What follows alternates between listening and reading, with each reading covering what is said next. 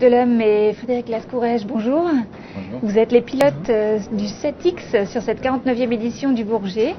Alors pouvez-vous nous faire le commentaire de votre démonstration en vol? Oui, on va essayer. Ouais.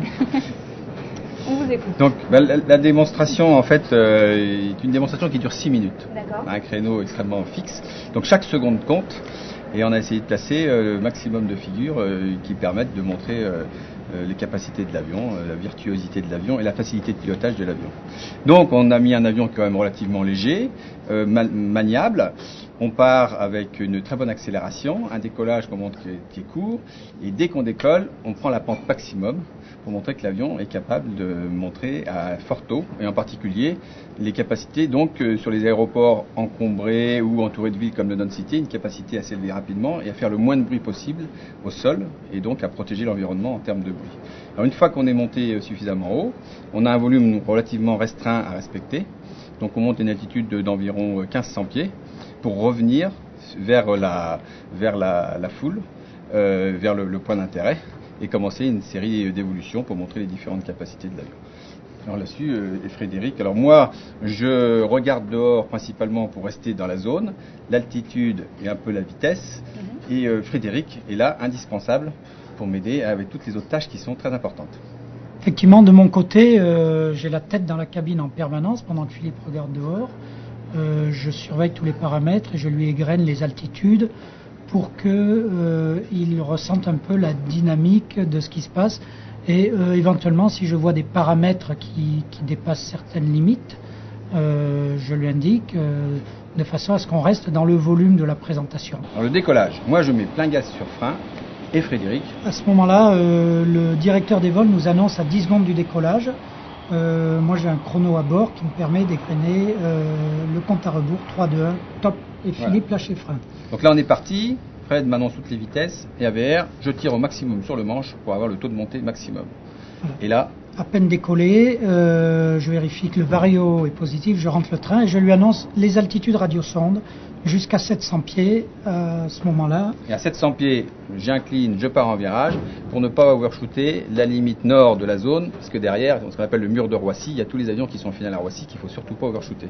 Donc toute ma concentration est basée là-dessus. On laisse l'avion un petit peu accélérer. Et moi j'ai la main sur les volets, parce qu'on décolle avec les volets sur la position 1, volet décollage. Et j'attends l'ordre de Philippe pour les rentrer, et en même temps je lui annonce les vitesses pour lui suggérer de les rentrer si je vois qu'on tarde un petit peu. Voilà, dès que je suis bien placé, je serre pour revenir sur le centre de la présentation, en face du public, et je viens me replacer juste sur la zone centrale, au ras de la ligne rouge de limite vis-à-vis de la foule. Et là j'entame un 360 par la droite, un point bas sur la ligne qui est d'environ 1000 pieds, et je remonte en oblique vers 1500 pieds. Voilà, et pendant toutes ces manœuvres, la descente où on part de 1600-1700 pieds, j'annonce en temps réel tous les 100 pieds, l'altitude, de façon à ce que Philippe, regardant dehors, n'ait pas besoin de se concentrer sur tous les paramètres. Je surveille également la vitesse, de façon à ce qu'on n'aille pas trop vite pour rester dans le volume d'évolution. Alors je profite de 360 moi pour me replacer, en fonction du vent, et suivant du vent d'altitude. Je me replace par rapport au centre, et puis je reviens et je resserre à nouveau un maximum pour ne pas overshooter la ligne. À la fin du 360, je pars à 45 degrés de la piste pour revenir se placer ensuite pour une basse vitesse. Pendant cet écartement et cette montée, eh bien, on surveille la vitesse. Et Philippe me demande de sortir les éléments pour se mettre en configuration d'atterrissage. Voilà, donc on sort volet 1, le volet au cran 2, le train d'atterrissage, volet 3 dans la foulée. Moi j'ai pris de l'altitude pour pouvoir tirer plus serré et me replacer. Je cherche la piste des yeux.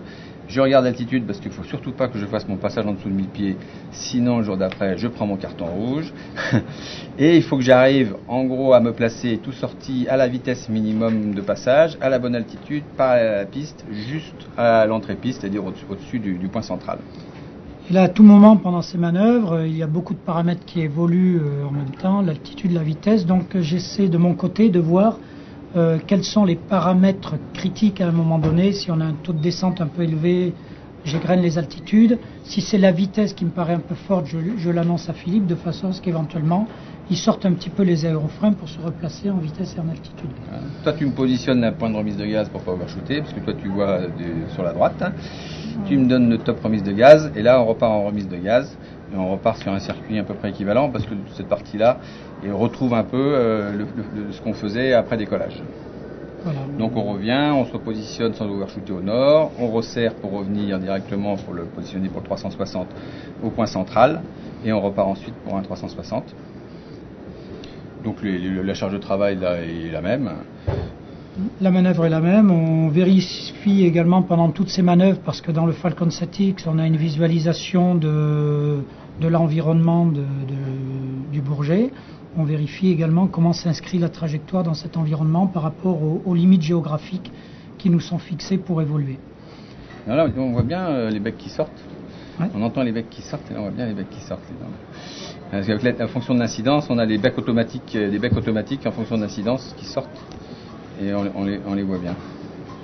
Alors moi en place droite, j'ai vraiment pendant pratiquement toute la démonstration, j'ai la tête à l'intérieur de la cabine, je vois pratiquement pas ce qui se passe dehors et je vérifie, puisqu'on parle des becs, je vérifie la position des becs sortis en automatique, je vérifie bien qu'on ait les volets, qu'on n'a rien oublié dehors, qu'on a bien rentré tous les volets lorsqu'on va commencer à prendre de la vitesse et que tout se passe bien au niveau technique sur l'avion, parce que Philippe ne peut pas surveiller tous les paramètres. Donc là au passage, un petit mouvement d'aile pour saluer avant le dernier passage. Redépart sous 45 degrés divergent pour reprendre un peu d'altitude, diminuer la vitesse, sortir à nouveau tous les volets et on revient se positionner pour un atterrissage. Là dans cette phase de dernier virage avant de se poser, Philippe regarde beaucoup dehors.